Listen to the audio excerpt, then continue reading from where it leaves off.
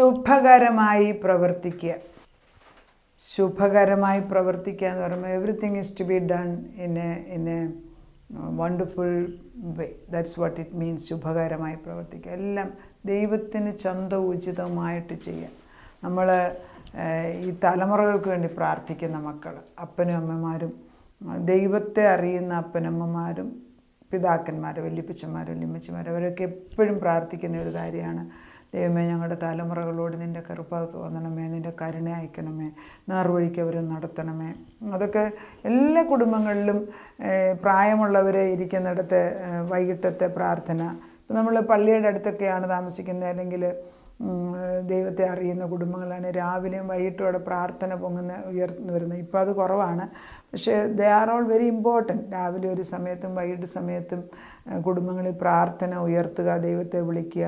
അതല്ല തന്നെ ഇരിക്കുമ്പോൾ ദൈവത്തെ വിളിക്കുക. അതൊക്കെ പ്രധാനപ്പെട്ട കാര്യം. നമ്മൾ വീടിന് ചുറ്റും ശുദ്ധീകരിച്ച് ദൈവത്തിൻ്റെ വെള്ളം തെളിച്ച് കർത്താവിൻ്റെ നമുക്കറിയാൻ വയ്യാത്ത സത്യവിശ്വാസികളല്ലാത്തൊരുവരും കളം വരയ്ക്കും അവരുടെ വീടിന് ചുറ്റും. അവർക്കറിയാം എങ്ങനെയാണ് പ്രൊട്ടക്റ്റ് ചെയ്യുന്നത്. നമുക്ക് നമ്മുടെ സത്യദൈവത്തെ നമ്മൾ എല്ലാം we take it for granted. പക്ഷേ ദൈവത്തിന് നിർബന്ധമാണ് അവനെ എന്നും നമ്മൾ വിളിച്ച് വരുത്തി ആത്മാവിൽ നമ്മൾ തീഷ്ണതയുള്ളവരായിട്ടിരിക്കണം. നിർബന്ധമുള്ളൊരു കാര്യമാണ്. അത് പലപ്പോഴും നമ്മൾ മറന്നുപോകും. അതുകൊണ്ട് ദൈവം തമ്പുരാൻ വീണ്ടും വീണ്ടും ഓർപ്പിക്കുകയാണ്, നമ്മൾ അലസരാകരുത്. അലസത ലേശം ബാധിച്ചാൽ അശുഭ വഴിക്ക് വശംവദരായി നമ്മുടെ ആത്മാവിനെ നശിപ്പിച്ച് കളയും. അതൊരു വലിയ സത്യമാണ്. അതൊക്കെ ഒരു പാട്ടായിട്ട് നമ്മൾ പള്ളികളിൽ പാടും. നമുക്ക് അലസത എന്ന് പറയുന്ന ഒരു പിശാച് തന്നെയാണ്. അപ്പോൾ ഈ അലസതയുടെ ബാധ നമ്മളിന്ന് മാറണം. നമ്മളിൽ കൂടുതലായിട്ട് മക്കളിൽ സുഖം കൂടുന്തോറും അലസത കൂടി വരും. നോട്ട് ചെയ്തിട്ടുണ്ട്. നല്ല കഷ്ടവും പ്രയാസമുള്ള ടീച്ചേഴ്സിൻ്റെയൊക്കെ മക്കൾ 5, 6 ഒന്നിച്ച് വളർന്നിട്ടുള്ളവരെല്ലാവരും ഓരോന്ന് ഉയർന്ന നിലയിലെത്തും. കാരണം പ്രയാസത്തിൻ്റെ നടുക്ക് അവർ മക്കളെ ശരിയായിട്ട് വെളുപ്പിന് എഴുന്നേൽപ്പിച്ച് വീട്ടിലെ കാര്യങ്ങൾ ചെയ്യിപ്പിച്ച് they get involve with the house hold things. എന്നിട്ട് എല്ലാം അങ്ങനെ അറിയാവുന്ന എത്ര ഫാമിലി എനിക്കറിയാം. അവരൊക്കെ എല്ലാവരും ഉന്നത പദവി. കാരണം അപ്പനമ്മമാർ വീട്ടിലെ കാര്യങ്ങൾ ചെയ്യാൻ മക്കളെ കൂടെ ഏൽപ്പിക്കുകയാണ്. ഇപ്പോഴും ഒരൊറ്റ മക്കളത് ചെയ്യത്തില്ല. അവർക്കൊക്കെ അവരുടേതായിട്ടുള്ള ഫീൽഡ് എന്ത് ആർക്കും മക്കളെ വീട്ടിലെ ഒരു കാര്യം പഠിപ്പിക്കാൻ അറിയത്തില്ല, വീട്ടിലെ റെസ്പോൺസിബിലിറ്റി എടുക്കാൻ അവർക്കറിയത്തില്ല. ഗസ്റ്റ് വന്നാൽ അവരോട് ഒന്ന് മിണ്ടാൻ അറിഞ്ഞുകൂടാ, എല്ലാവരും അവരവരുടെ മുറിയിൽ തന്നെ. ഇതൊന്നും നല്ലതല്ല. ആരെങ്കിലും ഒരാൾ പറയണമല്ലോ. ഇതൊക്കെ നമ്മുടെ കുടുംബങ്ങളിൽ ഉണ്ടാകാൻ നമ്മൾ ആദ്യമേ ദൈവത്തോട് പ്രാർത്ഥിച്ചിട്ട് രണ്ടാമത് നമ്മുടെ പെരുമാറ്റത്തിൽ കൂടെ കർത്താവേ നമ്മുടെ മക്കളെ മറ്റുള്ളവരെ കാണുമ്പോൾ ബഹുമാനിക്കാനും ആദരിക്കാനും. അതൊക്കെ നമ്മൾ പല ക്രിസ്ത്യാനികളല്ലാത്തവരുടെ വീട്ടിൽ ചെല്ലെങ്കിൽ അവർ ഓടി വന്നിട്ട് നമുക്ക് ഒന്നുകിൽ നമുക്ക് സലേം പീസ് ഓണർ എന്ന് പറയും, അല്ലെങ്കിൽ അവർ പിന്നെ എന്തെങ്കിലും കൈകൂപ്പി അവർ കാണിക്കും. നമ്മുടെ പിള്ളേർക്ക് ഇതൊന്നും അറിഞ്ഞുകൂടാ. നമ്മുടെ ഇതെല്ലാം ടേക്കൺ ഫോർ ഗ്രാൻറ്റഡ് ആണ്. കർത്താവിന് സങ്കടമാണ് നമ്മുടെ പെരുമാറ്റത്തിൽ ആ ദൈവീകത്വം മാറിപ്പോകുന്നോ, കൂടുതൽ സ്വാതന്ത്ര്യം എടുക്കുന്നോ എന്നൊരു ചിന്ത എനിക്ക് വരുന്നുണ്ട്. ചില ചിന്തകൾ ദൈവത്തിൻ്റെ ആത്മാവ് തരുന്നുണ്ട്. നമ്മുടെ മക്കൾക്ക് കൂടുതൽ സ്വാതന്ത്ര്യമായിട്ട് വഴിതെറ്റിപ്പോകുന്നു എന്ന് തന്നെയാണ് ദൈവം കാണിക്കുന്നത്. നമ്മളങ്ങനെ വരാതിരിക്കട്ടെ. അതുകൊണ്ട് കഷ്ടം കുഞ്ഞുങ്ങൾക്ക് വരുമ്പം പേടിക്കാനൊന്നുമില്ല. കർത്താവ് വരെ നേർവഴിക്ക് നടത്തും. അപ്പോഴാണ് ദൈവം തമ്പുരാൻ ഒരു വാക്യം പറയുന്നത്, ഇസ്രായേലിൻ്റെ പരിശുദ്ധൻ, യെശയ്യാ 48:17, ഇസ്രായേലിൻ്റെ പരിശുദ്ധനും നിൻ്റെ വീണ്ടെടുപ്പുകാരനുമായ യഹോവ. പരിശുദ്ധനാണ് അവൻ, വീണ്ടെടുപ്പുകാരനാണ്. ദൈവത്തിന് മുമ്പിൽ അശുദ്ധി കൊണ്ടൊന്നും ചെയ്യാനൊക്കത്തില്ല. അലസതയ്ക്കും സാധ്യത. അലസത ദൈവത്തിന് വെറുപ്പാണ് കേട്ടല്ലോ. അപ്പം ദൈവം പറയാണ്, ദൈവത്തിൻ്റെ പരിശുദ്ധാത്മ ഇസ്രായേലിൻ്റെ പരിശുദ്ധനും നിൻ്റെ വീണ്ടെടുപ്പുകാരൻ യഹോവ ഇപ്രകാരം അരുളി ചെയ്യുന്നു, ശുഭകരമായി പ്രവർത്തിപ്പൻ. How to do the best. ശുഭകരം, അത് നന്നായിട്ട് എഫിഷ്യൻ്റായിട്ട് ചെയ്യാൻ, ശുഭകരമായി പ്രവർത്തിപ്പാൻ നിന്നെ അഭ്യസിപ്പിക്കുകയും നീ പോകേണ്ടുന്ന വഴിയിൽ നിന്നെ നടത്തുകയും ചെയ്യുന്ന നിൻ്റെ ദൈവമായ യഹോവ ഞാൻ തന്നെ. നമ്മളെ ആരാ പഠിപ്പിക്കുന്നത്? കർത്താവ് നമ്മുടെ മക്കളോട് പറയുകയാണ്, ഞാനാണ് നിങ്ങളെ ഇന്നു മുതൽ പഠിപ്പിക്കുന്നത്. നിങ്ങളുടെ മാതാപിതാക്കൾ പഠിപ്പിച്ചത് പോരായെങ്കിൽ ഐ ആം ടേക്കിംഗ് ചാർജ്. മക്കളൊന്നും നമ്മുടേതല്ലല്ലോ. We are only the custodian. ഇപ്പോൾ നമ്മുടെ ഭൂമിയുടേതോ നമ്മുടെ മക്കളുടേതോ അല്ലെ എന്തെങ്കിലും ഭാര്യ ഭർത്താവിനെയൊക്കെ നമ്മൾക്ക് we have not the ownership നമുക്ക് തന്നിട്ടില്ല. That belongs to the lord. Ownership is to the lord. ഇപ്പോൾ ഇംഗ്ലണ്ടിലൊക്കെ നമ്മൾ ചെല്ലാമെങ്കിൽ പ്രോപ്പർട്ടികൾ ഒരെണ്ണം പോലും പ്രോപ്പർട്ടിയുടെ ടൈറ്റിൽ ഡീഡിൽ ഓണർഷിപ്പ് നമുക്ക് കിട്ടുന്നില്ല. വി ഗെറ്റ് എ ലീസ്, ഇത്ര വർഷത്തേക്കുള്ള ലീസ്, 999 ഇയേഴ്സ്, 99 വർഷത്തേക്കൊട്ടുള്ള പാട്ടം, അങ്ങനെയാണ് എഴുതി തരുന്നത്. അല്ലാതെ പൂർണ്ണ അവകാശം നമുക്ക് ഇംഗ്ലണ്ടിൽ കിട്ടുന്നില്ല. Queen or the king is the owner. അത് ഈ ബേസിക് പ്രിൻസിപ്പിളാണ്.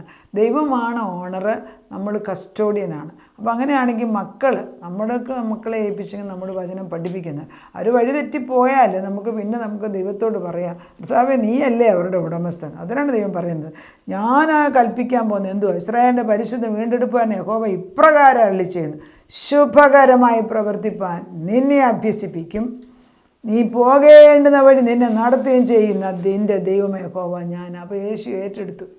പഴയ നിയമത്തിൽ ദൈവം എന്ന് പറയുന്നത് യേശു തന്നെയാണ്. ദൈവം ഏറ്റെടുക്കുകയാണ്. എന്നിട്ട് കർത്താവ് അവസാനം ലാസ്റ്റിൽ പറയുന്നുണ്ട്, അയ്യോ നീ എൻ്റെ കൽപ്പനകളെ കേട്ടനുസരിച്ചെങ്കിൽ കൊള്ളായിരുന്നു. എന്താണ് നിനക്ക് അനുഗ്രഹം വരണമെങ്കിൽ എൻ്റെ കൽപ്പനകൾ, കൂടെ 10 കൽപ്പന, പിന്നെ ബാക്കിയുള്ളതിൽ ഒബ്സർവേറ്ററി ചെയ്യണം. അതിനകത്ത് നമ്മൾ ദൈവം പറഞ്ഞിരിക്കുന്ന കാതലായിട്ടുള്ള കൽപ്പനകളെ അനുസരിക്കുന്നുവെങ്കിൽ നമുക്ക് അനുഗ്രഹം തന്നെയാണെന്ന് വചനം പറയുന്നു. അയ്യോ നീ എൻ്റെ കൽപ്പനകളെ കേട്ടനുസരിച്ചെങ്കിൽ കൊള്ളായിരുന്നു. എന്നാൽ നിൻ്റെ സമാധാനം നദി പോലെയും നിൻ്റെ നീതി സമുദ്രത്തിൻ്റെ തിര പോലെയുമായിരുന്നു. എപ്പോഴാണ് നമുക്ക് ദൈവവചനത്തിന് പ്രാധാന്യം കൊടുത്ത് ദൈവത്തിന് വേണ്ടി നമ്മൾ ജീവിക്കുന്നുവെന്ന് തീരുമാനം എടുത്താൽ വേണ്ടാത്തതെല്ലാം വെട്ടിമാറ്റി. ഞാൻ എപ്പോഴും എന്നെ പ്രാർത്ഥിക്കും, എലിമിനേറ്റ് ആൻഡ് കോൺസെൻട്രേറ്റ്. വേണ്ടാത്ത വെട്ടിപ്പോട്ടെ. ഈ കാട് തെളിക്കുന്ന പോലെയാണ് ജീവിതം. ഒത്തിരി ക്യാപ്റ്റിവിറ്റി ഓഫ് ആക്ടിവിറ്റി, അതായത് റെസ്പോൺസിബിലിറ്റി ആയിട്ട് അല്ലെങ്കിൽ ചുമതലാബോധത്തോടുകൂടെ ചെയ്യേണ്ടത് ചെയ്യാതെ പല കാര്യങ്ങൾ ചെയ്തുകൊണ്ട് നടക്കുന്ന മനുഷ്യരാണ് മിക്കവരും. അത് നമ്മുടെ കുടുംബങ്ങളിലുണ്ട്. അത് അഴിഞ്ഞു പോകണം. ചുമതലാബോധം, ചില കാര്യങ്ങൾ അന്ന് ചെയ്യേണ്ടത് ചുമതലയോട് ചെയ്യാനുള്ള ബുദ്ധി ദൈവം തരുമ്പം നമ്മൾ വേറെ പല കാര്യങ്ങൾക്കും ബിസിയാണെന്ന് പറഞ്ഞ് നടക്കും. നമ്മുടെ മക്കളോടോ അല്ലെങ്കിൽ കൊച്ചുമക്കളോടോ അല്ലെങ്കിൽ അറിയാവുന്നവരോട് ഞാൻ എപ്പോഴും ബിസിയാണ്, എന്നെ ബിസിയാണ്. എലിമിനേറ്റ്, വേണ്ടാത്ത അഴിഞ്ഞു പോകാൻ പ്രാർത്ഥിക്കാം. നമുക്ക് കർത്താവ് വേണ്ടാത്ത അടിച്ചു മാറ്റ്. നമുക്ക് പറയാം, നമുക്ക് ബുദ്ധിയില്ലേ ദൈവത്തോട് പറയാം. അപ്പം പറഞ്ഞില്ല ഞാൻ പഠിപ്പിക്കാമെന്ന്. അപ്പോൾ നമ്മൾ പറയുന്നത് പ്രാർത്ഥിച്ചാൽ മതിയല്ലോ. കർത്താവ് പറയുന്നത് എൻ്റെ അടുക്കലോട്ട് അവരെ വിട്, ഞാൻ പഠിപ്പിച്ചു വിടാം. നമ്മൾ ദൈവത്തെ ഏൽപ്പിക്കുക, അത് ദിനം പ്രതി ഏൽപ്പിക്കണേ. അല്ലാതെ വിജയത്തിന് കർത്താവ് പറയുന്നത് നിൻ്റെ സമാധാനം എപ്പോഴാണ്? നീ എൻ്റെ കൽപ്പന അനുസരിച്ചെങ്കിൽ ഞാൻ നിനക്ക് സമാധാനം നദി പോലെയും നിൻ്റെ നീതി സമുദ്രത്തിലെ തിര പോലെ. ഈ നീതി സമുദ്രത്തെ തിരമാല പോവും തിരിച്ചു കയറിയും പുറം തിരിച്ച് നദി പോലെ ഇത് കയറി ഇറങ്ങിയിരിക്കും. അവിടെയെങ്കിലും ഒരു ദുഷ്ടശക്തിക്ക് പാർക്കാനോ ഇരിക്കാനോ അവകാശമില്ല. ആത്മാവിൻ്റെ കണ്ണുകൊണ്ട് കാണണം. ജീവനുള്ള ദൈവത്തെ വിളിച്ചു വരുത്തണം.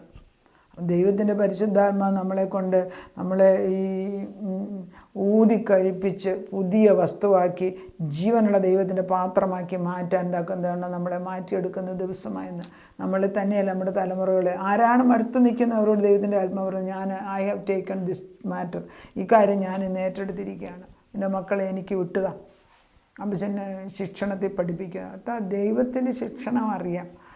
എല്ലായ്പ്പോഴും ദൈവത്തെ നമ്മൾ സ്നേഹമാന്നൊക്കെ പറഞ്ഞ് പഠിപ്പിക്കുന്നെങ്കിലും അങ്ങേ സൈഡിൽ വളരെ തീക്ഷ്ണമായിട്ട് നല്ല ശിക്ഷണം കൊടുക്കുന്ന ഒരു ദൈവത്തെ തന്നെയാണ് നമ്മുടെ വേദപുസ്തകത്തിൽ കാണുന്നത്.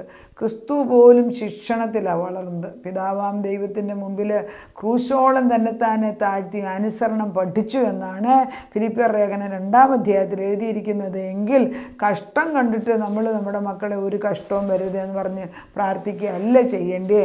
അവരെ കാര്യപ്രാപ്തിയുള്ളവരും ദൈവത്തിന് വേണ്ടി ശുഭകരമായി പ്രവർത്തിക്കാൻ നീ അഭ്യസിപ്പിച്ചെടുത്ത് മോശെ പഠിപ്പിച്ചില്ലേ?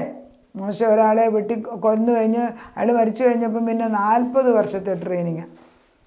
ദാവീദ് അഭിഷേകം കിട്ടിക്കഴിഞ്ഞ് 13-ാം വയസ്സ് കഴിഞ്ഞ് 30 വയസ്സ് വരെ ഓടി നടന്നു.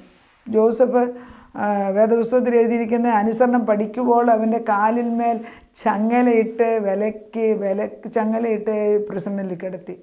അപ്പോൾ അവരെയൊക്കെ പഠിപ്പിച്ച ദൈവം നമ്മളെയും പഠിപ്പിക്കും. നമ്മളെ പഠിപ്പിച്ചില്ലേ? നമ്മളെ പഠിപ്പിച്ച ദൈവം മക്കളെ പഠിപ്പിക്കും. അതിലും സന്തോഷിക്കുക. കർത്താവേ, ഒന്നും തിന്മയ്ക്കല്ല, എല്ലാം നന്മയ്ക്കായിട്ട് രൂപാന്തരപ്പെടുത്തി ദൈവയ്ക്ക് ചെയ്തതിനാൽ ദൈവമേ ഞാൻ നിന്നിൽ വിശ്വസിക്കുന്നു. നമ്മൾ അല്പപ്രയാസം വരുമ്പോൾ ദൈവത്തിൽ നിന്ന് മാറിപ്പോകാതിരിക്കാനാണ് ഞാൻ ഈ വചനം പറയുന്നത്. നമ്മൾ ദൈവത്തിന് ഇതെൻ്റെ തന്നെ ഒരു ഫ്രണ്ടിന് അവരുടെ മകന് വേണ്ടി കൊടുത്ത് ദൈവം അവനെ ഇന്ന് ജോസഫിനെ പോലെ നടത്തുന്നത് ഞാൻ കാണുന്നുണ്ട്. അതൊക്കെ കാണുമ്പോൾ വലിയ സന്തോഷമാണ്. ദൈവം ശുഭകരമായി പ്രവർത്തിപ്പിച്ച് പഠിപ്പിച്ചെടുത്ത് കഴിയുമ്പോൾ എന്തൊരു ഭംഗിയല്ലേ. സ്വർണത്തിന് തങ്കം പോലെ ആക്കിയെടുക്കുന്ന ദൈവം നമ്മുടെ മുമ്പിൽ നിൽക്കുകയാണ്. അനുഗ്രഹിക്കാൻ പഠിക്കാൻ നമുക്ക് കർത്താവ് നമ്മുടെ തലമുറകളെ അനുഗ്രഹിച്ചിരിക്കുന്ന ദിവസമാണിന്ന്. കർത്താവിൻ്റെ പരിശുദ്ധാത്മാവ് ഞാൻ പഠിപ്പിച്ചോളാം. I am the good trainer, I am the good teacher. അതുപോലെ ദൈവം നമ്മളെ നമുക്കും ചിലപ്പോൾ ഇത് ആവശ്യമുണ്ട്. ആർക്കും കറക്ഷൻ ഏത് പ്രായത്തിലും എപ്പോഴും ആവശ്യമുണ്ട്. അതിന് ഒരു ഉപാധി രാവിലെ എഴുന്നേൽക്കുമ്പോൾ ദൈവമേ ഐ നീഡ് കറക്ഷൻ, എനിക്ക് കറക്ഷൻ ഉണ്ടെങ്കിൽ എന്നെ കറക്റ്റ് ചെയ്യണമേ, എന്നെ ശുദ്ധീകരിക്കണമെങ്കിൽ നമുക്ക് ദൈവത്തിന് വിട്ടുകൊടുക്കണം. എനിക്കെല്ലാം തികഞ്ഞു എന്ന് പറഞ്ഞ് ആരും ജീവിതം തുടങ്ങരുത്. രാവിലെ തോറും his mercies are new every morning. അവൻ്റെ കരുണ എന്നും പുതിയത് തന്നെ. We are not consumed because of his grace. അവൻ്റെ വിലാപത്തിനകത്താണ് ഇരിക്കുന്നത്. നമ്മൾ നശിച്ചു പോകാതിരിക്കുന്നത് ദൈവത്തിൻ്റെ കരുണ ഒന്നുകൊണ്ട് മാത്രമാണ്, അല്ലാതെ വേറൊന്നും. നമ്മൾ നശിച്ചു പോകുമല്ലേ.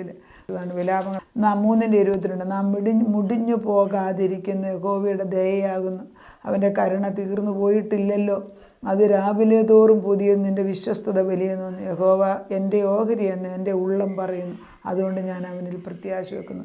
നമ്മുടെ ഓഹരി മക്കളും ഭർത്താവും സാധനവും പണവും ഒന്നും അല്ലെന്ന്. എൻ്റെ ഓഹരി യഹോവയാണ്.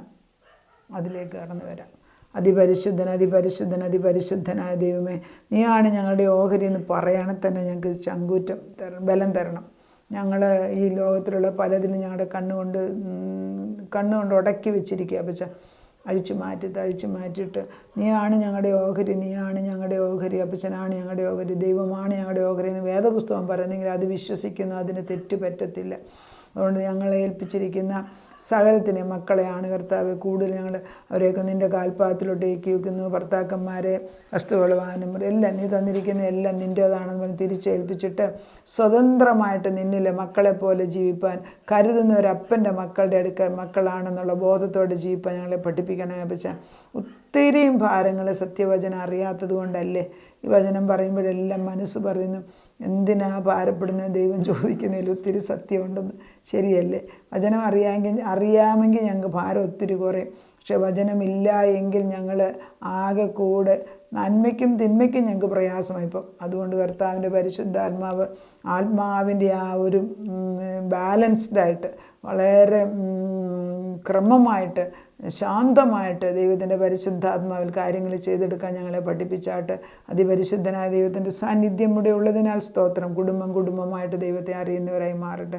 ശുഭകരമായി പ്രവർത്തിക്കാൻ അഭ്യസിപ്പിക്കുന്ന ദൈവം നീ ഒരുവൻ തന്നെയാകിയാൽ ഞങ്ങൾ നിന്നെ മക്കളെ ഞങ്ങൾക്കുള്ള വിഷയങ്ങളെല്ലാം ഏൽപ്പിച്ചു തരുന്നു. നാഥൻ പ്രാർത്ഥന കേട്ട് എല്ലാത്തിനും ഒരു നല്ല ഒരു അവസാനം തരുമെന്ന് ഉറപ്പ് തന്നതിന് സ്തോത്രം ചെയ്യുന്നു. പ്രാർത്ഥന കേട്ട് ഉത്തരം തന്ന ദൈവത്തിന് നന്ദി. യേശു ക്രിസ്തുവിൻ്റെ പുണ്യനാമത്തിൽ തന്നെ. ആമേൻ.